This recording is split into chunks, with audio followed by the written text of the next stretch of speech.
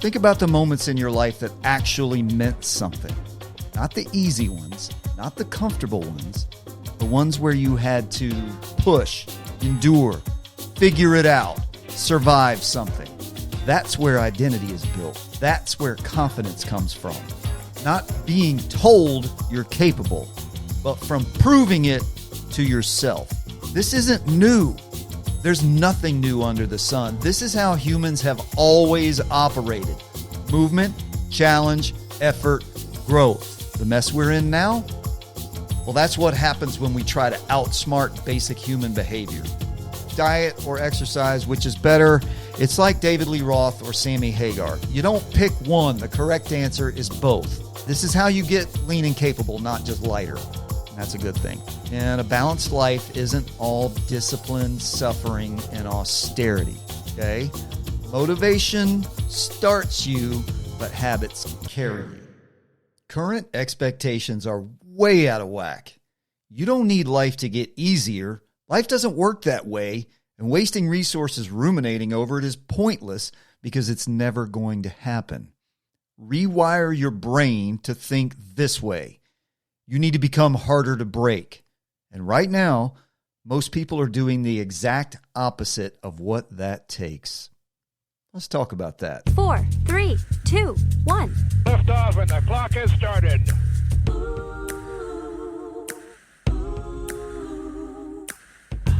And a great good day to each and every one of you bright, shining souls, wherever you may be across the globe. And welcome to Balance Fit Radio.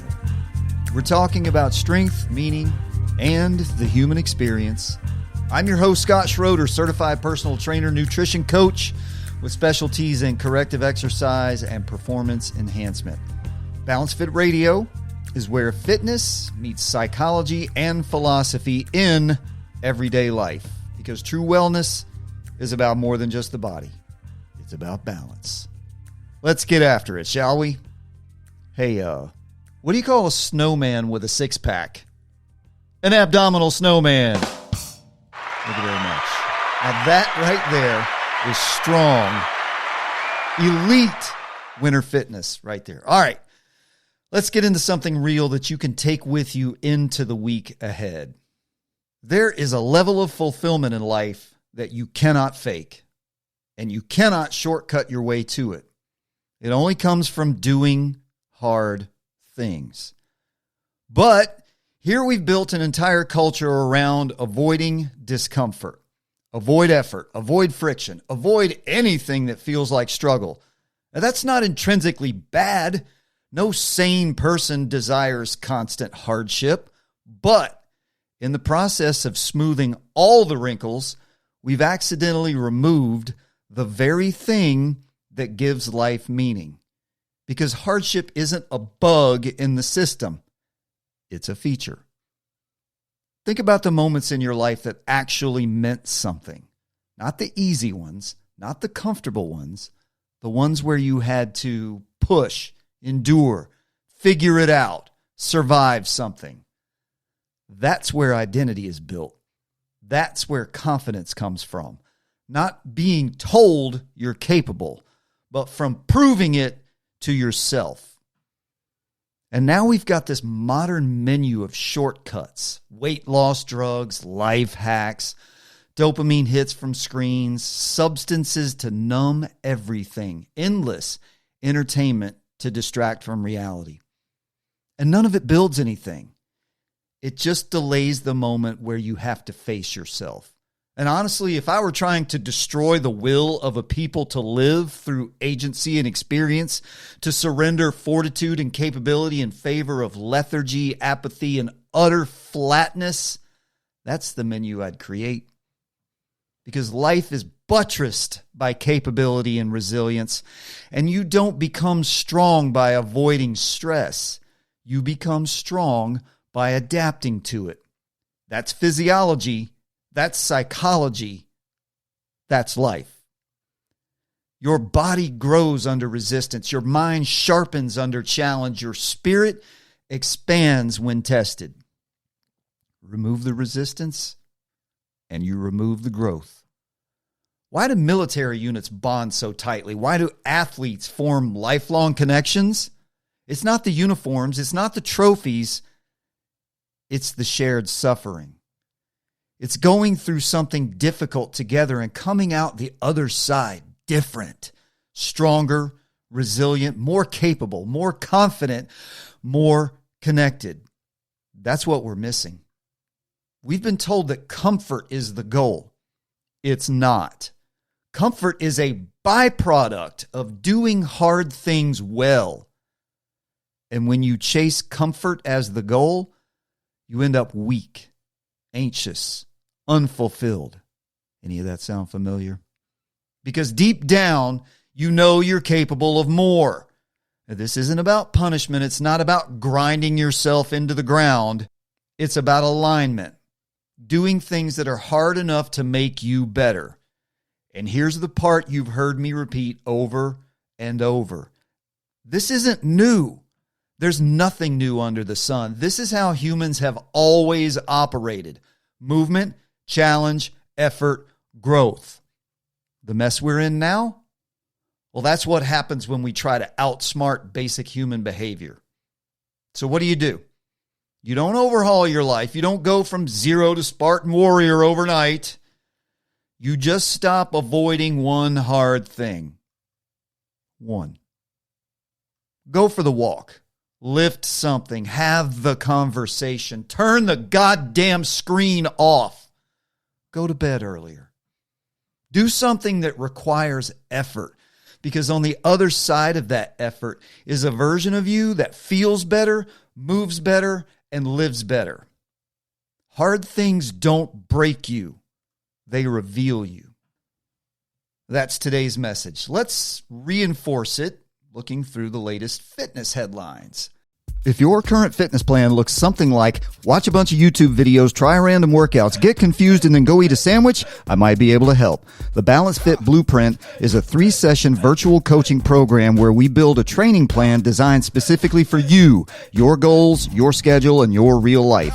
We start with an assessment. I build your custom program. We walk through it together, and then we check in and adjust once you've had time to implement it. It's not a generic workout. It's coaching with intention. If you want a clear plan and a smarter way to train, check out the Balance Fit Blueprint at balancefitsc.com. Your life, your potential. All right, from Science Daily, mental health boost. Science Daily reports a study finding exercise is up to 1.5 times more effective than medication or counseling for easing depression and anxiety. And here we go again, another one of those moments where I hang over the microphone or look in the camera, depending on which medium through which you are intaking this into your brain pan, and go, duh. Come on, y'all. We know this. You know this intrinsically. You don't need the data, although there's plenty of data there. Here's the basics of this. First of all, get up and move. Get your eyeballs out of the screens, whether it's your desktop, your laptop, your phone, the TV, whatever it is, you got to disconnect.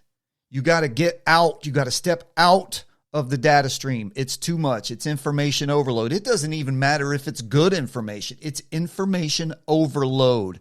Your brain needs time to decompress. Your brain needs time to process all of the information that it's being given. If not, there's going to be a backlog of it. And where do you think this feeling of overwhelmed anxiety and depression comes from?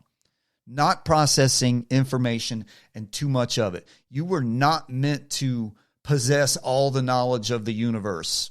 Okay?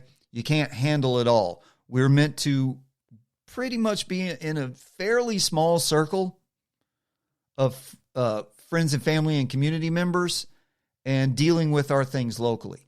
There's mostly nothing that you can do about almost everything that goes on this earth.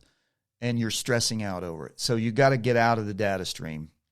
Next, the basic chemical and physiological things, reactions, actions that happen when you exercise, like endorphins and endorphin release, particularly the beta endorphins. There's multiple kinds of them, but don't worry about it. That's nerdy, sciencey stuff you don't care about.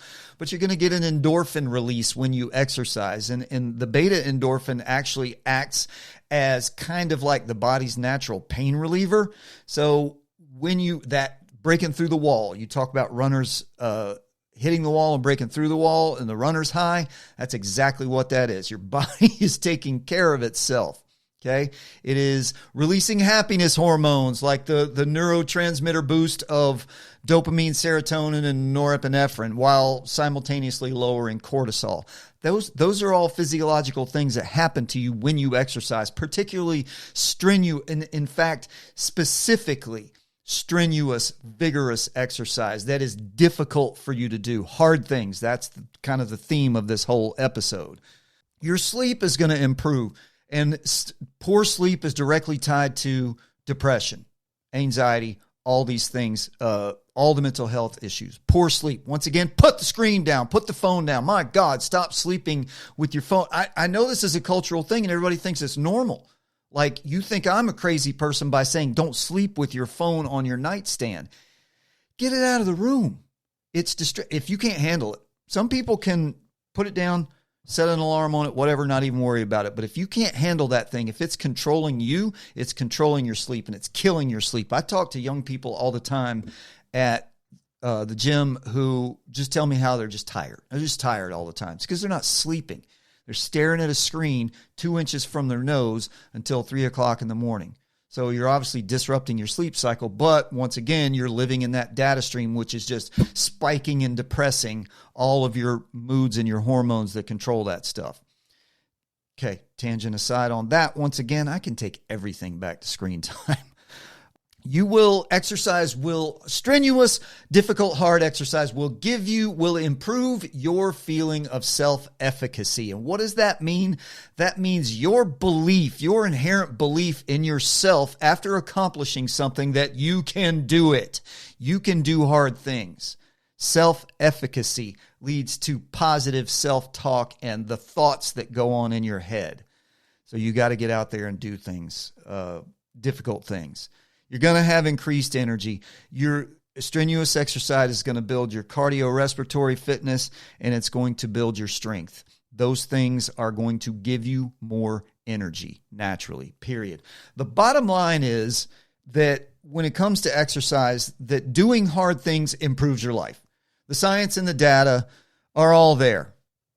But more importantly, millions of healthy people stand as real representations of that data. Moving on.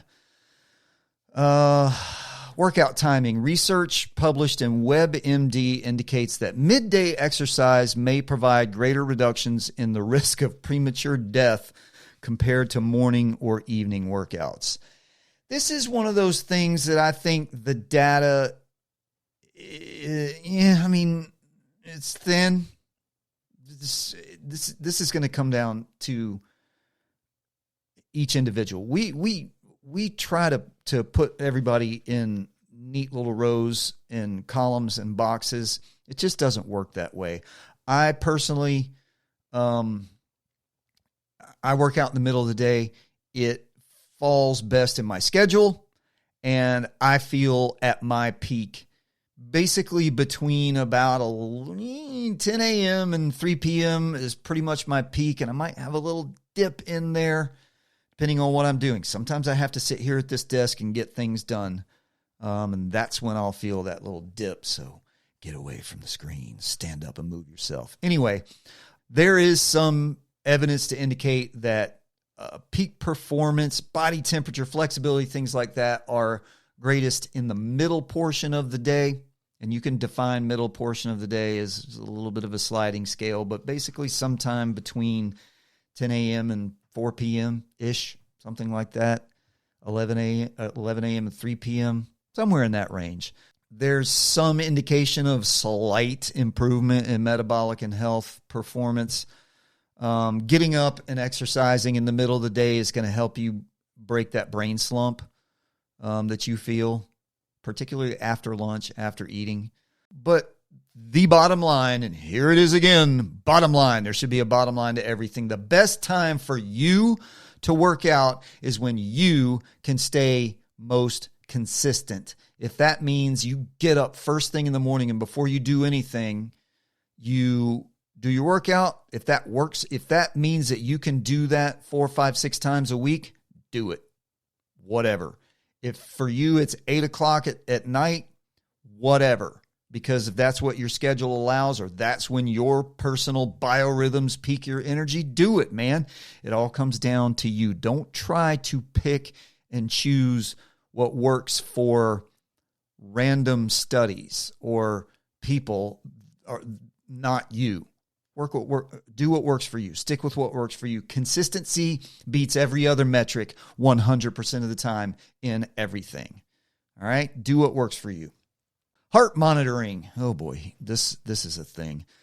The popularity of wearable trackers has exploded over the past 5 years, and doctors warn that over-reliance on these devices can cause unnecessary anxiety. Here we go with anxiety again. Man, we are an anxious culture, aren't we? Yeah, I agree. I wear this Apple Watch because all of my stuff is Apple, and I was really, honestly, I bought this thing because when you get older, you can't see as well, and I can read the numbers pretty easily when I'm running and not if I'm not wearing my contacts. So I got it because of that, and as a reliable step tracker, because about 5, 6 years ago-ish, I set a goal. I had a fitness goal to do 5 million steps in a year, and that was the best way for me to track it. I use it to track the basics that it gives you, which is, of course, steps, stand hours, exercise minutes, and calories burned. But I do not rely on this as the thing that pushes me through my day. And I had my wife's boss years ago told her when these things first started becoming more mainstream and less expensive, that he just got rid of his because it was forcing him. He was sort of letting it run his day instead of just kind of using it as a tool. And that's a danger in what can happen, particularly when we're talking about things like heart monitoring, health metrics like that. You got to be real careful about that. These things they're not as accurate as you'd like them to be, or as the manufacturers claim that they are. So yes, use them as a tool, as an aid, just like anything else in life. Use it as a tool that benefits you. Don't use it as a foundational element. Data is, of course, useful, but information overload, data does not equal wisdom. Data does not equal what's necessarily going on inside your own body. If you let this thing sort of run your day instead of using it as a tool, yeah, it's going to produce stress and anxiety. If your step goal is 10,000 and you're only at 9,000, 20 minutes before bedtime, and you find yourself walking laps around the house. Is that from personal experience? Yes. Bottom line, if your fitness tool is preoccupying your life and making you anxious, it's no longer helping you. So either get rid of it or get control of it. Hey, real quick before we continue, if your current training plan is basically random workouts and good intentions, the Balance Fit Blueprint might help. It's a 3-session virtual coaching program where we build a clear, personalized training plan for you. BalanceFitSC.com. All right, let's get back to it. All right, that is enough for headlines. Let's bring this down to your real life. So here are a few listener questions. I'm going to start with Grace T. in Nashville. She's 23, and she wants to know, diet or exercise, which is better for weight loss? Yes. All right, first of all, I want you to think in terms, Grace and everybody else, of fat loss instead of weight loss, but hold that thought for a second. Put an asterisk next to that because I'm going to come back to fat loss. Your goal shouldn't necessarily be to lose weight, but particularly to lose adipose tissue, which is also known as fat. That's your body fat, visceral fat, and subcutaneous fat. And building resistance training will build healthy muscle mass, which is going to aid in energy balance, which is what you want to try to figure out. Where once you get to your healthy body composition or body weight or whatever it is you're trying to get to, once you get to that goal, energy balance is what you want. Calories in, calories out, to simplify it. But remember that muscle mass has weight. And so you could see a significant reduction in body fat, but your scale weight might stay steady or actually even go up. So break this down a little bit. Like I said, think in terms of fat loss, but I want to come back to that for a second. Don't get too focused on just fat loss. Your body needs fat to function, particularly you as a woman, Grace. Women tend to lose sight of this, but fat actually helps drive hormone balance. So you want to be real careful not to lose too much of your body fat. A very, very low body fat percentage is not healthy. So let that guide you when it comes to meal planning, splitting up your macros, and doing all that kind of stuff. Diet, your nutrition plan, of course, impacts weight loss, and it can actually impact the speed of the weight loss more than exercise, because you shouldn't really be exercising for weight loss. You should be exercising for strength, health, capability. But both diet and exercise are needed for fat loss and for muscle maintenance. And if you follow a good nutrition and fitness plan, fat loss and muscle gain will be basically two sides of the same coin. So don't over emphasize one or the other. And as the old saying goes, a six-pack is made in the kitchen, not in the gym. And it's true. Yes, you can build those muscles down there in the rectus abdominis and everything you got going on in there. But if there's a nice thick layer of fat over those muscles, you're not going to see them. So lean down fat-wise in the kitchen and build up muscle-wise in the gym. So to answer your question, which is better, diet or exercise? Well, Grace, you're 23 years old. You're going to have no idea what I'm talking about, what I'm about to say, unless you had awesome parents. But if you're a little bit older like me, I'll give you an analogy. Diet or exercise, which is better? It's like David Lee Roth or Sammy Hagar. You don't pick one. The correct answer is both. Shout out to my Van Halen fans. All right. I hope that was useful for you all.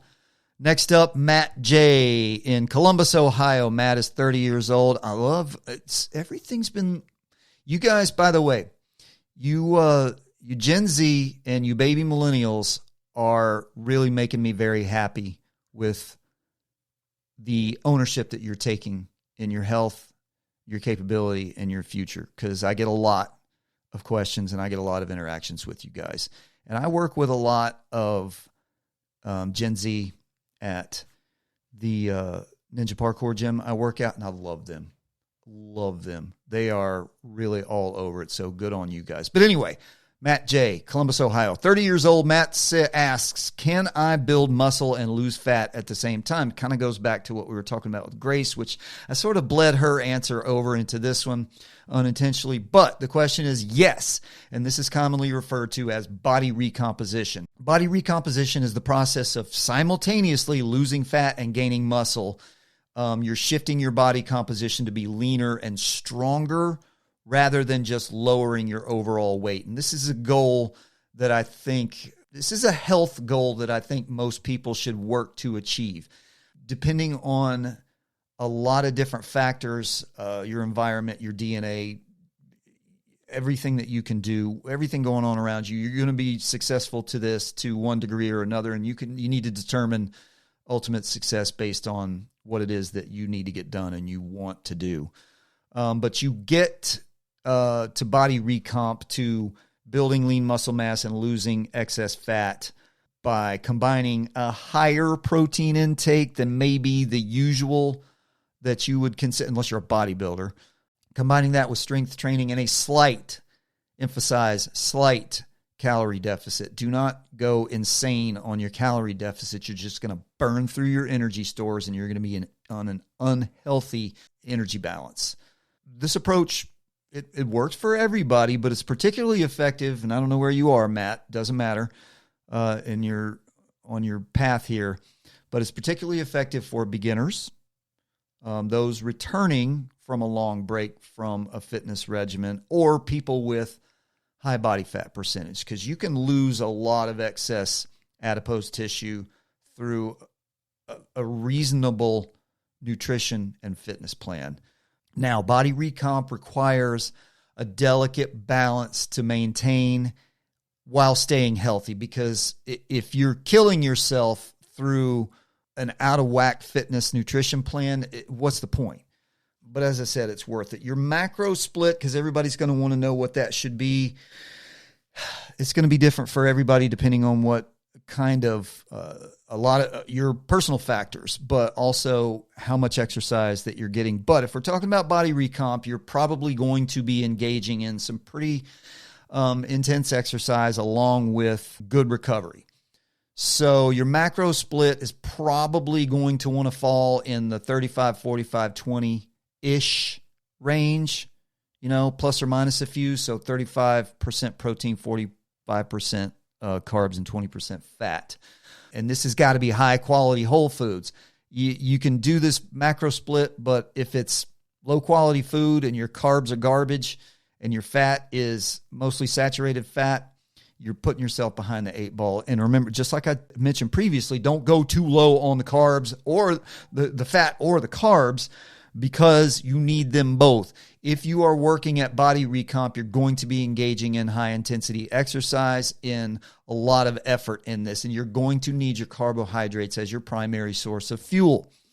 I would strongly recommend that you mix in walking, zone 2-ish walking. That's where your fat burn's going to come from, where your body flips its primary energy source from carbohydrates, which it primarily wants during high intensity stuff, to fat, which is a slow burning, long-term burning fuel source.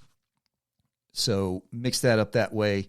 Use that macro split if you're looking for the body recomp thing. And as far as protein goes, listen, all information is good information. And we can argue about protein volume until the cows come home. But 1 gram per pound of body weight, I think for the average person, is pretty good. Now, for me, I weigh anywhere between 157 and 161, 62 pounds, depending on where I'm at in training cycles and what I'm training for, whether I'm training for OCR or I'm leaning more into strength training. I find it difficult. I don't like to eat that much. Don't like to be full. So I find it actually kind of difficult. Eating 160 grams of protein per day for me is really hard. And I'm not a big fan of bloaty gassiness. But if your GI tract can handle a lot of protein, then go for it. Just make sure you're doing the exercise to make the best use of it. So 1 gram per pound of body weight. And again, man, if you're like 225 pounds, that's a lot of food. This can be difficult, but easy ways to bulk up your protein intake without just, eating half a cow. Do things like egg whites. Those are basically free protein. 46 grams of egg whites is 5 grams of protein, and there's 25 calories, and it's no fat, no carbs, so it doesn't mess with your macro balance, your splits. That way, if you cook your ground beef, ground chicken, and drain it, you're going to go ahead and get, when we talked about high quality whole foods, you're going to try to get your grass-fed, grass-finished ground beef. We'll use ground beef in this example. You got to be probably the best you're going to find, or the most common you're going to find, is 85-15 or 90-10. If you cook that and then drain it yourself, drain the hell out of it, put it on a bed of paper towels and then mash more paper towels on top of it and take more of that saturated fat away from it, but B, the liquid weight. So when you measure when you're prepping your meal and you measure your food, the if you've got 100 grams of ground beef and you don't drain it very well, a lot of that's going to be fat. So drain it, you're going to get a higher portion per gram of protein in well drained ground meat.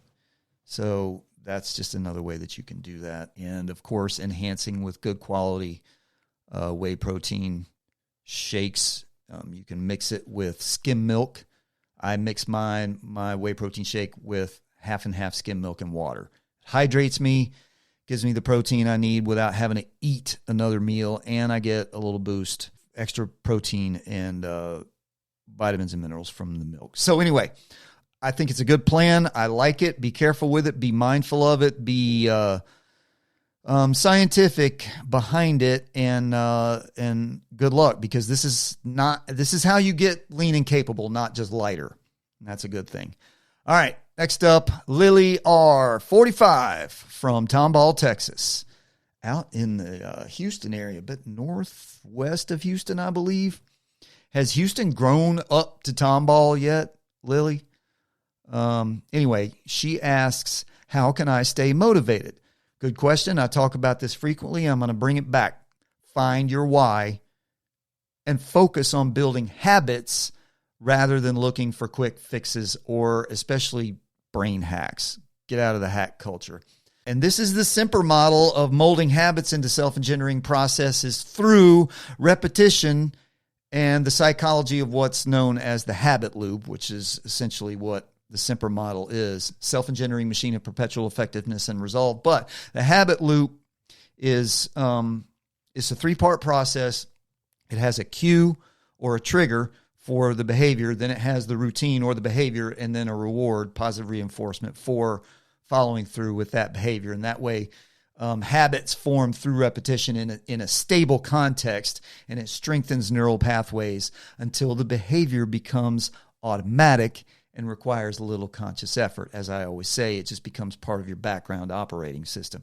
You do a thing, you do it again and again and again and over and over and over and over until you no longer think about doing it. It's no longer a thing that you do. It's just part of you. That's how you build self-engineering habits, with repetition and through the habit loop. But circling back to the why, find your why. This is the thing that's going to help you do the hard things that you need to do, Lily, to stay healthy and well. Because ultimately, your true motivation to begin anything like this and to keep going, because that's where motivation to begin, I think, can be the easier pathway. It's the motivation to keep going. It's going to come down to your why. Why are you working so hard? And you should have a fundamental why, like your family, your kids, your grandkids, your spouse, yourself not dying. That's a pretty good why. But you should also have some fun whys, like the compliment you got from a stranger or the cute girl who smiled at you in the coffee shop, whatever, stuff like that. Because, come on, life's kind of a drag if there aren't any lighthearted moments. And a balanced life isn't all discipline, suffering, and austerity. Motivation starts you, but habits carry you. So here's the through line today. Stop avoiding the things that would make you better. Pick one hard thing this week, something you probably wouldn't ordinarily do, and do it anyway. That's where this starts. You don't need a softer life. You need to build a stronger version of yourself to live the life that's constantly coming at you no matter what you do. Resiliency begets calm. Calm can handle shit, and you need that more than you need softness, because the world and life will never be soft.